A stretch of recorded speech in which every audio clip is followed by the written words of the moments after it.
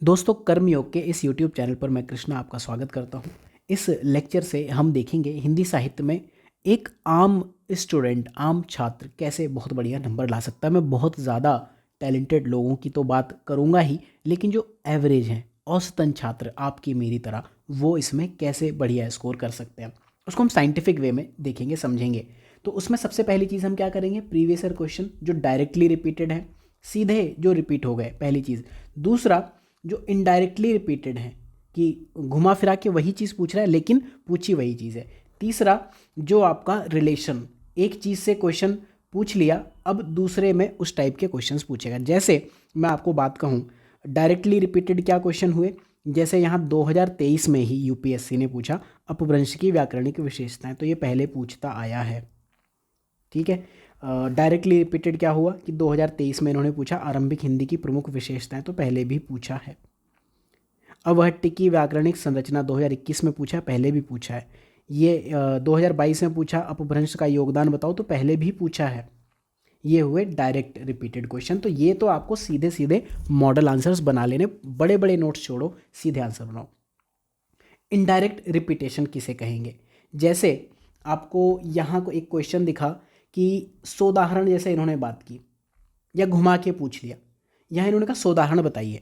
तो अब आप ये देखो, जब भी आप योगदान की बात करोगे ना, तो इसमें उदाहरण ज़रूर लेके आओ, या फिर कहीं उसकी जो लैंग्वेज है वो चेंज कर दी, उसके हिसाब से प्रश्न पूछ लिए। आएंगे जब क्वेश्चन ऐसे, हम उनकी बात करेंगे। फिर रिलेशन वाले कैसे प्रश्न है। रिलेशन का प्रश्न का मतलब ये है, जैसे यहाँ इन्होंने पूछा कि अपभ्रंश का क्या योगदान है। अगर इन्होंने एक बार पूछ लिया, लेकिन अवहट्ट में योगदान पे प्रश्न नहीं पूछे हैं, तो अवहट्ट में भी योगदान के लिए तैयार रहो कि कल की डेट में ये प्रश्न पूछेगा। प्रारंभिक हिंदी में भी इन चीज़ों के लिए प्रश्न आएंगे। मिले जुले प्रश्न अगर अपभ्रंश और अवहट्ट के साथ पूछ रहा है, अपभ्रंश और प्रारंभिक हिंदी के साथ में पूछ रहा है, तो चाहे भले ये 1993 में पूछा हो, अवहट्ट और प्रारंभिक हिंदी आज भी पूछ सकता है। तीनों से मिले जुले प्रश्न अगर पूछे तो आज भी पूछ सकता है। ये आपके रिलेशन हुए कि एक टॉपिक, सपोज इस टॉपिक से प्रश्न पूछा है लेकिन इससे नहीं पूछा है, तो ये यहाँ भी एप्लीकेबल है। या दूसरी यूनिट में भी जो एक प्रश्न पत्र का जो 1 का 1 ये है, उसके का 2 में भी इसका यूज़ हो सकता है। तो हमने देखे डायरेक्ट रिपीटेड क्वेश्चंस क्या है इसमें। अपभ्रंश में आप देखो, व्याकरणिक और अनुप्रयुक्त स्वरूप में 2 प्रश्न पूछे हैं। पहला क्या प्रश्न पूछा है इन्होंने कि व्याकरणिक विशेषताएं। आप ये ध्यान रखो क्या क्या चीज़ आपको पढ़नी है। पहली व्याकरणिक विशेषता पढ़नी है। दूसरा यहाँ पर रूप पूछे हैं, तो दूसरी चीज़ आप रूप पढ़ोगे। तीसरा इसका योगदान पढ़ना है आपको। चौथा क्या करना है, इसके उदाहरण पढ़ने हैं। भाषिक परिचय, ये बेसिकली विशेषताएं, ये बेसिकली आप कह लो इनडायरेक्टली रिपीटेड प्रश्न है। यही हुआ। अब ये प्रभाव हो या योगदान हो, सब एक ही चीज़ है। का योगदान की जब आप बात करोगे विकास में अपभ्रंश का योगदान, तो उसमें एक चीज़ और याद रखना, इसका क्या योगदान है। और इसमें जो हिंदी साहित्य के महारथी हैं, उन्होंने इस भाषा के विकास में क्या योगदान दिया। भाषा का योगदान और भाषा के विकास में योगदान, ये भी आप तैयार रहो, ये भी प्रश्न पूछ सकता है। तो ये चौथी जो हम चीज़ समझेंगे, न्यू क्वेश्चन कैसे बन सकते हैं, 4 चीज़ें। अब फिर आते हैं यहाँ पर व्याकरणिक संरचना, विशेषताएं, ये सब चीज़ें ठीक है। अब जैसे ये प्रश्न है सामान्य परिचय दीजिए, अब ये थोड़ा सा नया प्रश्न है, इसको कैसे करेंगे। सामान्य परिचय या फिर कई बार लघु नोट, शॉर्ट नोट, इस टाइप के क्वेश्चन आते हैं ना। तो शॉर्ट नोट क्या है, बेसिकली आपके पास 15 नंबर में पूछा है। आप शॉर्ट नोट में एक तो नॉर्मल जिस तरह से आप लिखते आए हो, जैसा आपको सिखाया लोगों ने, वैसे करो। अदरवाइज एक काम करो, ये सपोज 2 पेज में आपको आंसर लिखना है, 15 पेज है, 15 नंबर का प्रश्न है, 3 पेज होंगे। तो इसमें क्या करेंगे, हम हेडिंग्स डालेंगे। सबसे पहले पहली हेडिंग है हमारी इंट्रो, इसके बारे में लिखेंगे कि अवहट्ट ये है, इस टाइम आई थी, ऐसा ऐसा हुआ था, बस खत्म। दूसरा, उद्भव, कि इसका विकास कैसे हुआ, बैकग्राउंड, ओरिजिन क्या था, किस कॉन्टेक्स्ट में ये भाषा विकसित हुई, क्या चल रहा था उस टाइम पे, वो बताओगे। तीसरा, इसकी थीम।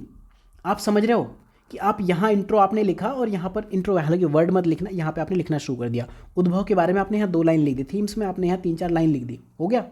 चौथा, आपने कहा इसकी व्याकरणिक विशेषताएं, यहाँ पर 1 2 3 4 करके लिख दिया। पांचवा, आपने योगदान की बात की, योगदान में इसका क्या योगदान है और इसमें क्या योगदान है। समझो आपका कितना बढ़िया हो गया। छठा, आज की स्थिति क्या है, आज क्या स्थिति है। अब और प्रश्न चाहिए तो ये देखो, योगदान हम कहाँ से लाए थे, क्योंकि अपभ्रंश में पूछा इसलिए अवहट्ट में भी हम पढ़ेंगे। फिर जो तीसरा पेज है आपका, अगर आपको स्पेस है लिखते जाओ। तीसरा क्या है, रिलेटेड क्वेश्चन कि इसका प्रारंभिक हिंदी से क्या संबंध है, और अपभ्रंश का और पुरानी हिंदी दोनों अवध तीनों के साथ मिला के क्या संबंध है। इतनी हेडिंग्स हो गई, कहीं भी चेक करवा लेना। आप किसी भी कितने भी बड़े टीचर के स्टूडेंट हो, उनको आप ये स्ट्रक्चर दिखा देना, वो आपको अच्छे से अच्छे नंबर देंगे। यहाँ ये प्रश्न वो हैं जो हिंदी साहित्य में नए आ गए, वहाँ पर एज लेना सीखो। एज मतलब 1 पॉइंट बेटर, 1 पॉइंट आप ज़्यादा जाओगे। मेरी हिंदी उतनी बढ़िया नहीं है, बीच बीच थोड़े बहुत इंग्लिश के वर्ड्स आएंगे, लेकिन मैं ये मानता हूँ कि आप आज के डेट में हिंदी फिल्में ज़रूर देखते हो, तो आपको थोड़ी बहुत हिंदी आती होगी। तो प्रारंभिक हिंदी में अगर प्रश्न देखो तो वही व्याकरणिक विशेषताएं। देन यहाँ पर आरंभिक हिंदी के विकास के साथ प्रवृत्तियाँ बताओ, एक ये प्रश्न पूछा है। और इसके आरंभिक हिंदी भाषा का स्वरूप पूछा है। तो स्वरूप देखो, ऊपर रूप पूछा था, यहाँ स्वरूप पूछा है, तो इसका भी स्वरूप पूछ सकता है कल की डेट में, क्यों नहीं पूछेगा। तो आप जब इसमें लिख रहे हो एक हेडिंग, इसका स्वरूप डालो, लिख लो 2 लाइन इसके स्वरूप में कि ऐसा ऐसा है। तो ऊपर हमने 4 प्रश्न देखे थे, नीचे हमने 5वां, ये तो अप्लाइड क्वेश्चन है, इसमें कुछ नया पढ़ना ही नहीं है। 5वां प्रश्न, यहाँ 6, स्वरूप 7। और हिंदी की जो आविर्भावकालीन प्रवृत्ति और परंपरा इसमें लिख लो, एक और पॉइंट हो सकता है। 8वां, परंपरा क्या रही है कि कैसे ये बढ़ा, वो बेसिकली परंपरा योगदान और उसके आज की स्थिति में आ जाता है। पुरानी हिंदी से क्या समझते हैं, देश की भाषाओं का कैसे विकास हुआ, 2 भाषाओं को उदाहरण देकर समझाइए। आगे आने वाली यूनिट्स में आता ही है वो, पूर्वी हिंदी, राजस्थानी, खड़ी बोली वगैरह, ठीक है। फिर इन मिले जुले प्रश्न जो हैं, अपभ्रंश और अवहट्ट, इन दोनों का संबंध क्या है। जो अलंकृत है ये बेसिकली एक नई चीज़ है, लेकिन जब आप अपभ्रंश पढ़ते हो, अलंकृत बेसिकली अलंकार से बना है, म्यूज़िक की भाषा है, तो वो वही है, एक नया इकलौता नया प्रश्न है। लेकिन जहाँ तक मेरी समझ है वो अवहट्ट ही है। और फिर यहाँ पर हिंदी भाषा के विकास में दोनों का योगदान बताओ। देखो यहाँ पूछा ही है अवहट्ट का योगदान, तो अलग से ही पूछ सकता है, लेकिन ये 2002 में पूछा था। फिर अवहट्ट में भी ऐसा ही प्रश्न पूछा। फिर इसके बाद अपभ्रंश और प्रारंभिक हिंदी पे प्रश्न पूछे कि दोनों के व्याकरणिक स्वरूप में प्रमुख अंतर बताओ, भूमिका पूछिए, यहाँ पर किस तरह से प्रभावित किया, उदाहरण के साथ बताओ। तो इस ऐसे प्रश्न पूछे। देन यहाँ पर अवहट्ट और प्रारंभिक हिंदी, फिर तीनों के क्वेश्चन पूछ लिए। बेसिकली क्या कहानी की इन्होंने, अपभ्रंश, अवहट्ट और प्रारंभिक हिंदी, अपभ्रंश, अवहट्ट और प्रारंभिक हिंदी। तो कैसे क्वेश्चन बनेंगे, इसका इससे मैच करके बनेगा, इससे बनेगा, इसका इससे मैच करके बनेगा, इससे मैच करके बनेगा, इससे। तो सेल्फ में तो खैर मैचिंग होती नहीं है। फिर इस तरह से तीनों मैच होंगे और एंड में तीनों का एक सारा मिला के प्रश्न पूछ लिए।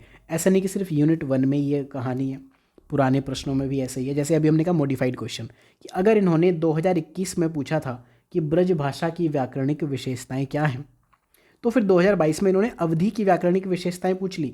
2016 में इन्होंने पूछा था मध्यकाल में काव्य भाषा में प्रयुक्त अवधि की विशेषताएं क्या हैं, तो 2017 में इन्होंने काव्य भाषा में ब्रज की विशेषताएं पूछ ली। इस तरह से चीज़ें आपको देखनी है। यूनिट 2 पे आएंगे, जो इस साल का प्रश्न है, हम वो भी देखेंगे कि इसमें क्या प्रश्न पूछा 2023 में। आप ये देखो, साहित्यिक भाषा के रूप में ब्रज के विकास में मध्यकालीन कृष्ण भक्त कवियों के योगदान। अभी हमने बात की थी ना योगदान, तो कवियों का योगदान और इस भाषा का योगदान, इस भाषा में योगदान, तो ये वही प्रश्न है। फिर वही ब्रज का विकास और ये सारी चीज़ें पूछी हैं। जब आप विकास की बात करोगे साहित्यिक भाषा के रूप में, कैसे करोगे, लोगों ने किया होगा ना, वही तो प्रश्न पूछ लिया इन्होंने 2023 में। तो ये परफेक्टली रिपीटेड प्रश्न है। फिर कुछ ऐसे नए प्रश्न आते हैं कि ब्रज के स्थान पर क्यों हुआ, ये हम नेक्स्ट लेक्चर में देखेंगे। एक सेपरेट ये मैंने क्वेश्चन का आंसर बनाया था, उस पर हम बात करेंगे, मैप वगैरह आप यूज़ कर सकते हो।